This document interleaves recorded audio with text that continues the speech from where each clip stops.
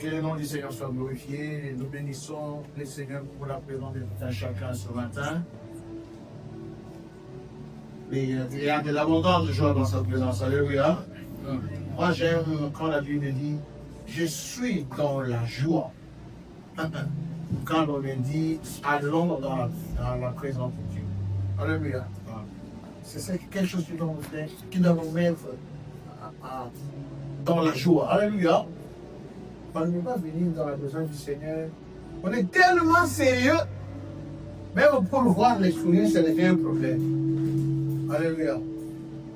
Où on vient devant la présence du Seigneur, on est tellement abattu, on sait voir les soucis comme ça dans les yeux. Alléluia. Quand on vient dans la présence du Seigneur, on prend, on appelle par-dessus les soucis, on les laisse dehors. Amen. On vient célébrer, louer le Seigneur. Aujourd'hui, nous aimerons nous entretenir sur un thème, la victoire, où ta victoire précède ton combat. Ta victoire précède ton combat. Amen. Un enfant de Dieu authentique, c'est quelqu'un qui est déjà dans la victoire à l'avance. Avant même de livrer sa bataille, il est déjà positionné dans le camp de quelqu'un qui remporte déjà la victoire. Vous allez vous souvenir de l'histoire de David devant Goliath. Et il avait l'assurance, il avait la certitude. Voilà pourquoi il ne paniquait même pas. Pendant que les autres étaient en train de trembler, ils étaient en train de s'effacer. Même le roi lui-même.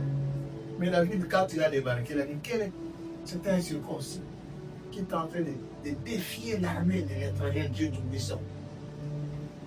Il a taxé de l'incirconcis. Amen. Pourquoi? Il savait d'où il posait son regard. Alléluia. Nous avons le regard fixé sur le Seigneur. N'ayant le regard fixé sur le Seigneur, nous savons qu'il a déjà combattu pour nous. Et la victoire est là. Amen. Que le nom du Seigneur soit donc glorifié. Nous allons faire notre lecture dans Josué. Mais nous allons faire une lecture kangourou. Nous n'allons pas tout lire. Nous allons lire seulement quelques parties de cette portion des Écritures. Josué, chapitre 2. Josué, chapitre 2. Et nous allons faire notre lecture. On peut commencer la lecture à partir du verset 1er. Nous allons sauter. Nous allons aller au verset 9. Et puis je vais vous donner encore notre référence que nous allons lire par la suite. C'est quelqu'un qui a une version 8 secondes ici. Quelqu'un a une version 8 secondes. On va regarder dans sa version 8 secondes. Ça va être bien. Oui, Josué chapitre 2.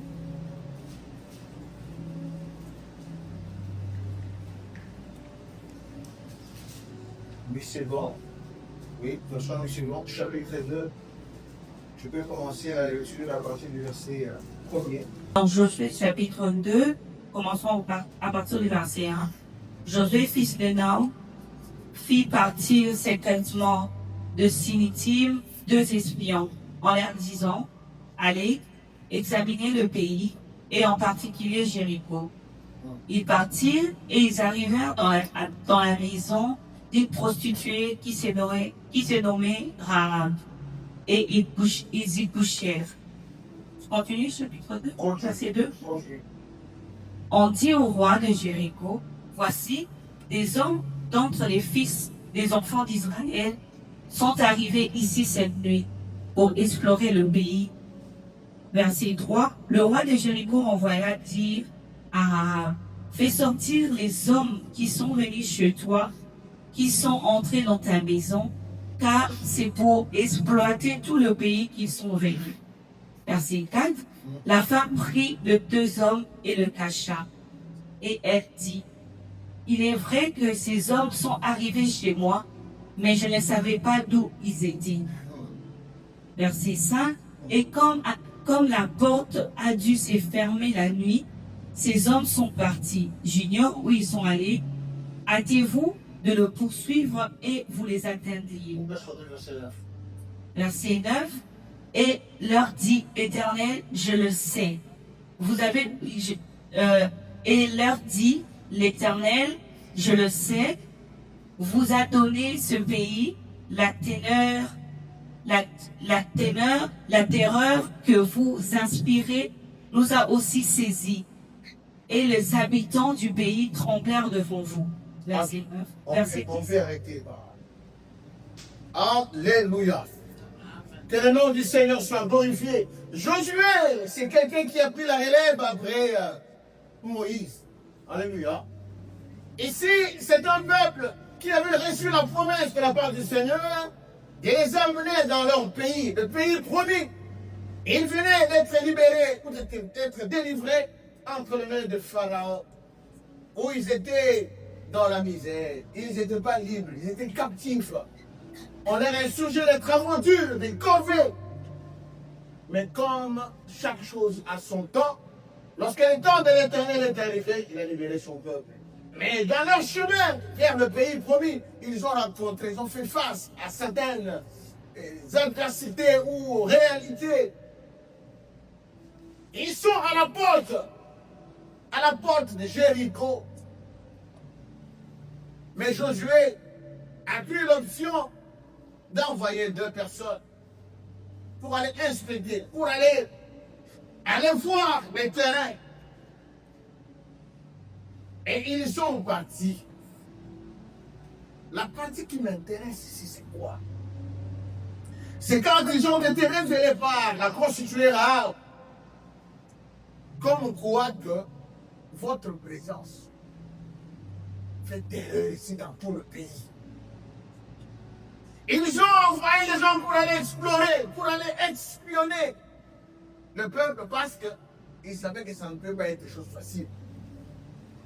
Mais rendu à l'endroit, curieusement, tout le peuple avait peur d'eux. Amen, amen.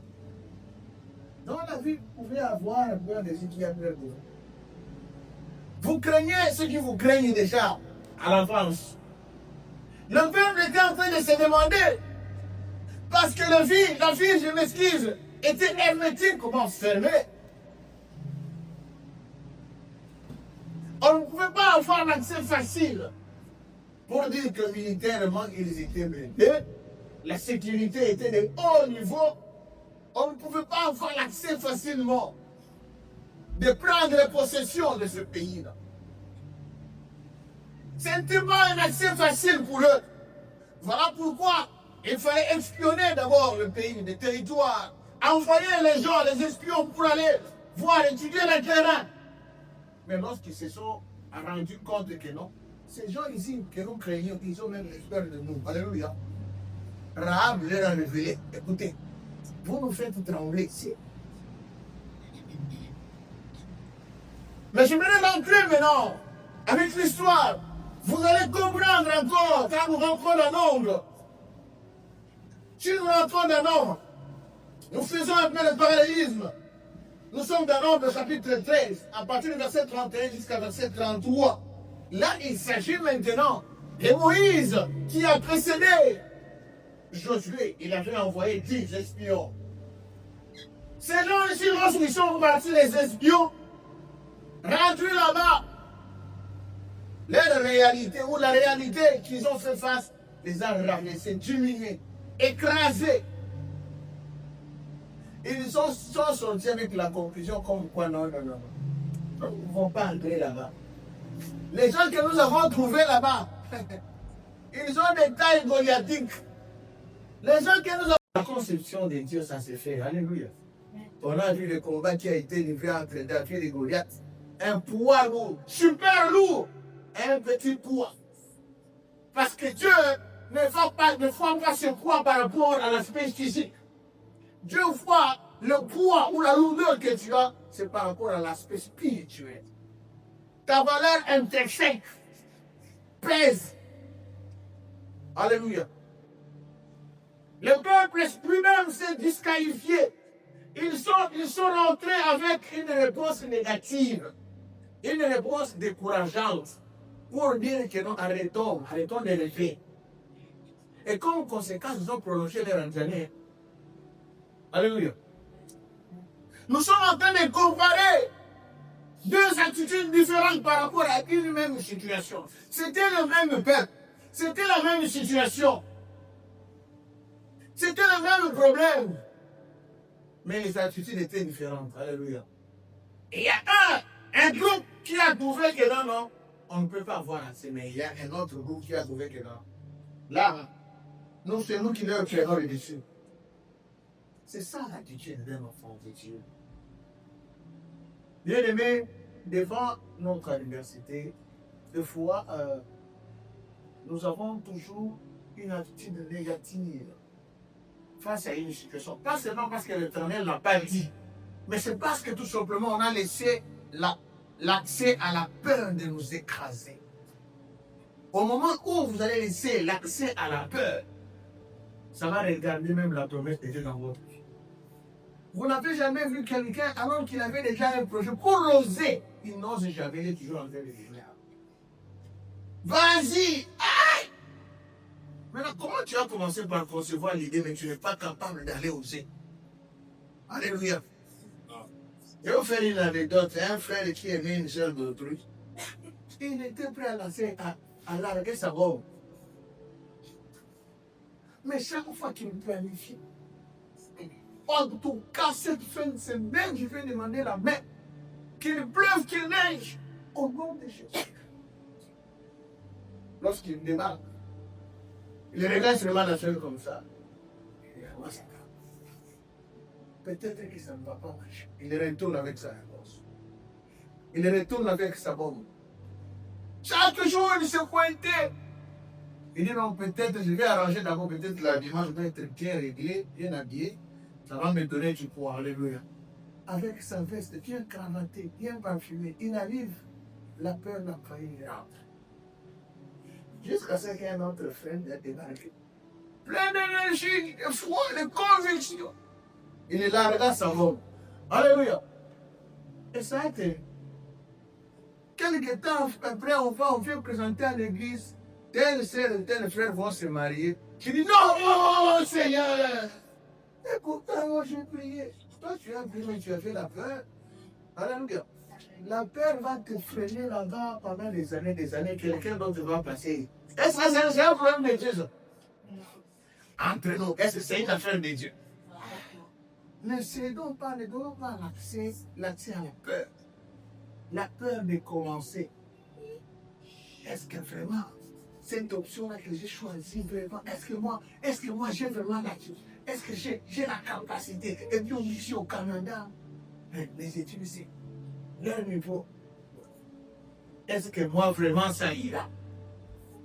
Tu es en train de te poser des questions tambourées. Toi, tu crois que non, Dieu a donné seulement aux blancs qui sont ici leur cerveau et toi, tu as donné notre cerveau. Alléluia. Dieu a donné seulement une catégorie de gens.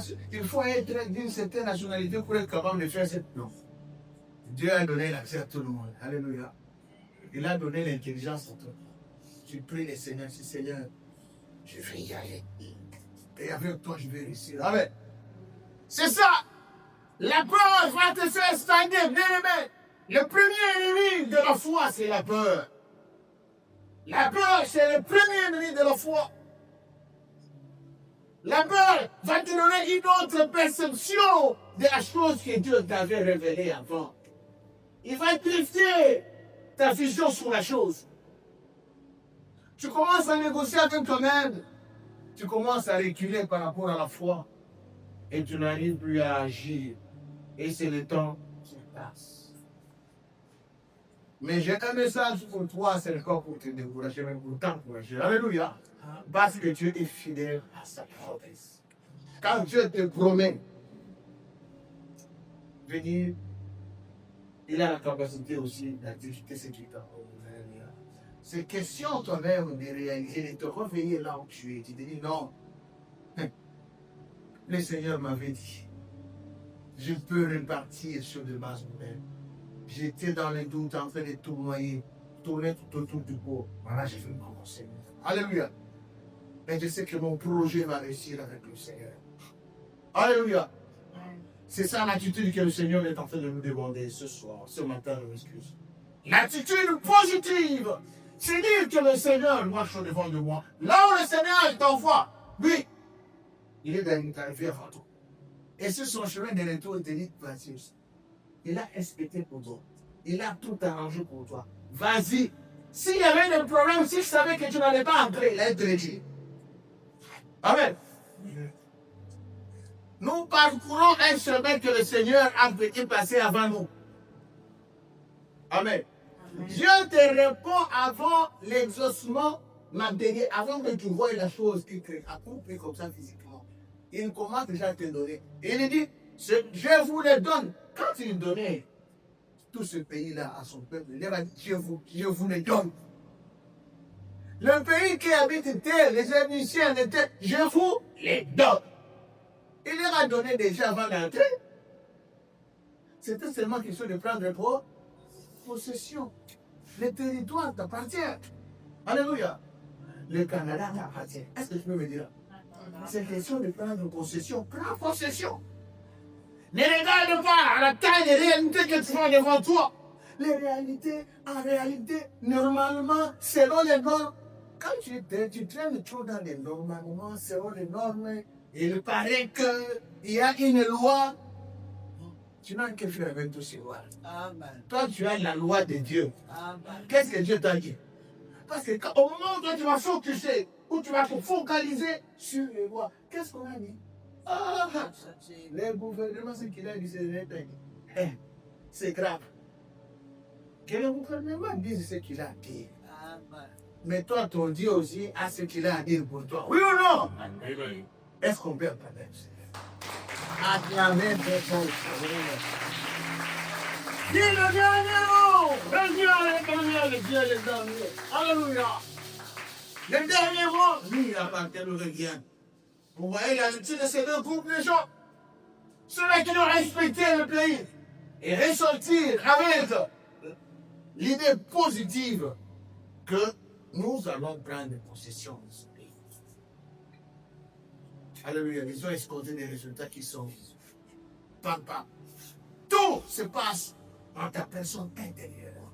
Comment, de quelle manière toi tu appréhendes les choses? De quelle manière toi tu conçois les choses? Si tu regardes les choses à la manière des hommes seulement, tu exclus l'aspect spirituel qui va t'appeler à côté de la plaque. Le spirituel ne fonctionne pas comme ça. Avec Dieu, les choses ne fonctionnent pas comme ça. Chaque fois quand vous priez, vous aimerez toujours voir les choses être convergées dans le sens qui passe dans vos cinq sens. Des fois, la voix de Dieu se présente dans les couvertures que nous n'avons pas prévues. On croit que ça va se présenter dans les emballages fourrus. Ça doit être du jaune orange normalement. Non, Dieu va te présenter du vert.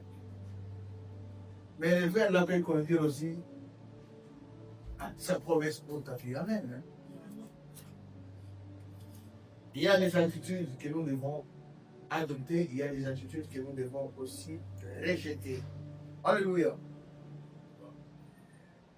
Cette portion des Écritures m'a fait comprendre que Dieu agit avant que nous puissions arriver. Dieu agit avant. Il commence déjà à agir pour toi. Et puis il te laisse avoir juste parcourir seulement pour arriver là où il a prévu.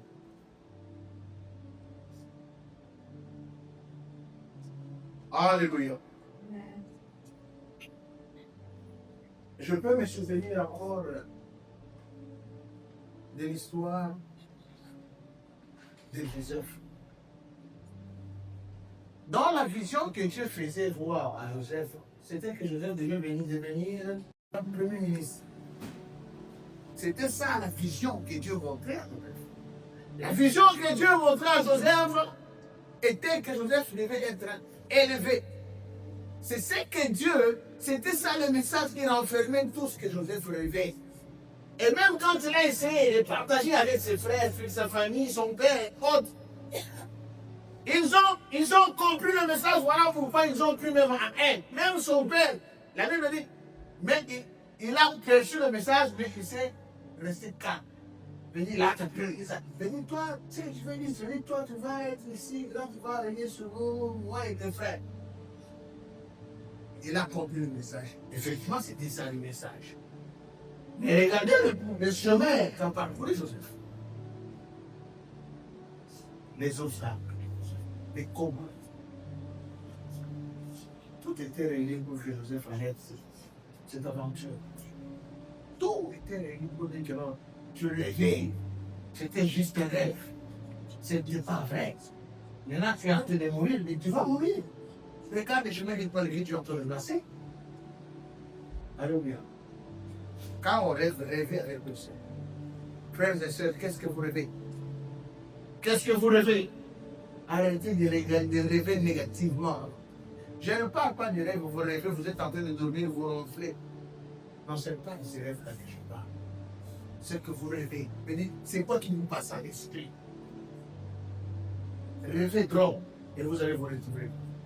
Rêvez quelqu'un dynamique, d'effort qui doit réussir sur son chemin dans ce projet et vous allez réussir dans vos projets. Alléluia. Moi, je rêve. Moi, je peux vous dire une chose. Moi, je rêve, c'est une très grande église au Canada. Je ne sais pas si vous rêvez comme ça. Moi c'est ce que je rêve. Je ne me filme pas ça, c'est nombre de joie ici. Je rêve de 5 000 membres. Même quand je serai, je ne suis plus capable. Je suis déjà retraité. Je viendrai là, je m'assois. Alléluia. Et je vois que c'est Emmanuel qui débarque ici avec le micro pour commencer à prêcher. Alléluia. Mais une grande église. C'est possible. Alléluia. Et je sais qu'il en sera ainsi au nom de Jésus. Si vous avez la foi comme moi, dites-le. Non, la gloire du Seigneur. Alléluia. Alléluia. Seigneur, le Seigneur, soit bon Dieu.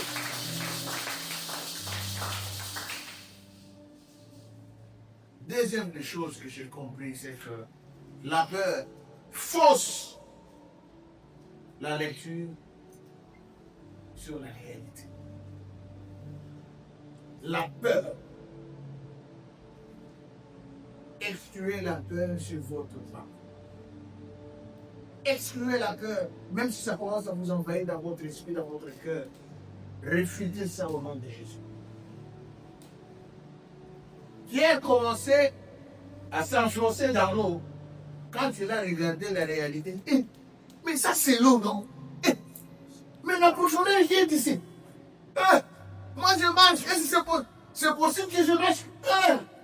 Et si je tombais? Et si je m'enfonçais? Et puis il a commencé à s'enfoncer. Alléluia. Parce que c'est la peur qui l'a envahi. Il a regardé la réalité. Arrêtez de regarder votre réalité.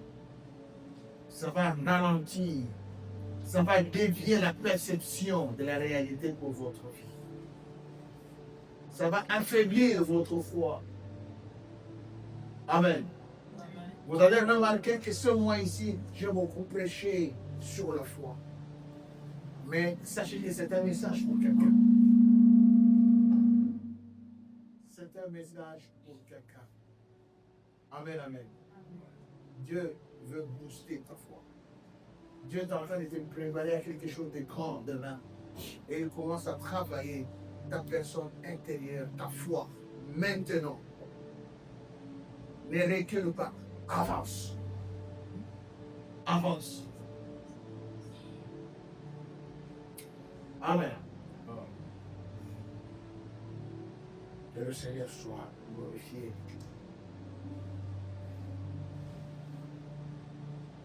Troisième des choses, retenez que la victoire commence dans l'invisible avant de devenir visible. La victoire ne commence d'abord jamais visible comme ça. La victoire commence dans l'invisible avant de devenir visible. Amen. Je retourne toujours avec David. David a fait des déclarations faisant voir que je vais couper ta tête, je vais donner aux oiseaux. Est-ce que la tête était déjà coupée? Mais il a fait la certitude qu'effectivement je vais couper cette tête-là. Est-ce qu'il n'a pas fini par couper la tête? Il a fini par mourir. Tu dois être convaincu d'obtenir ta victoire dans l'invisible avant de le voir se réaliser ou se matérialiser. Il y a une dame qui avait des problèmes de conception et ça lui a pris beaucoup de temps. Un beau jour, il s'est dit non, non, Seigneur, moi j'entre en prière, j'essaie de sortir de cette prière-là, tu vas me donner l'enfant. Un point, un trait. Il a commencé à prier. Juste après la retraite, l'enfant n'est pas descendu du ciel et est tombé sur son lit. Il était resté tel quel. Normal. Vie normale. Mais dans sa tête, elle s'est dit que, au sortir de cette retraite, le Seigneur, tu vas me donner l'enfant. Elle commençait à compter les mois. J'ai fini la retraite. Maintenant, là, je sais que je suis enceinte. Alléluia. Il a commencé à compter les mois, se disant que la grossesse c'est déjà deuxième mois. La grossesse c'est déjà. Jusqu'à ce que les deux se reprennent, la grossesse était déjà de 4 mois. Elle avait des choses, mais là tu commençais à arriver des choses bizarres, on ne comprenait plus. Mais tout s'est passé normal dans sa vie. Rien ne montrait qu'elle peut être enceinte. Mais écoutez, chose qui m'a toujours touché dans cette histoire, c'est quoi? Elle commençait à préparer sa réelle avant même de voir le lien. Parce que dans sa tête, elle dit, Seigneur était dit après la retraite ici. Tu vas me donner l'enfant. Alors quand l'enfant a commencé à préparer sa réelle, commencé à acheter les choses, même son mari était la tête. Tu as acheté ma réelle. Mais j'ai acheté les réelles, non? Elle ne voulait pas décourager la femme, la foi de sa femme. C'était un bon mari quand même. La femme commençait à acheter des choses. Berceau, où es-tu? Viens là-bas. Viens là-bas. Quelques temps après, dans les 4 mois, quand tu lui as osé, mais je suis enceinte chérie. Même son mari lui-même commençait à sauter. Alléluia. C'est ça. La parole de foi, c'est une folie pour ceux qui périssent, mais une démonstration de la puissance pour ceux qui croient. Y a-t-il quelqu'un qui croit sur vous? On te trouve comme fou, folle, tu t'en fous. Mais c'est ça, l'accession à une dimension hautement élevée de la foi. Alléluia. Qu'on te prenne comme un fou, mais ce monsieur a été jeté. Tu ne connais pas le Canada, toi. L'immigration au Canada, tu connais pas. On va te prendre pour un fou. Mais toi, tu sais que je ne suis pas fou.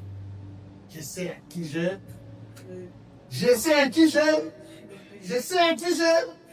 On peut se mettre.